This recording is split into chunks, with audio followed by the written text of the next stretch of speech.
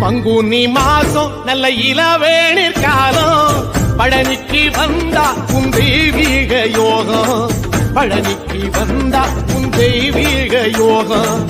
உத்திர நாளில் உன் உற்சவ தேரில் சிங்காரமாக உன் அலங்காரம் கண்டே அலங்காரம் காண நான் ஆனந்தமானே கைலாசன் மகராசா உன் வாசல் வந்தேனே குளிரான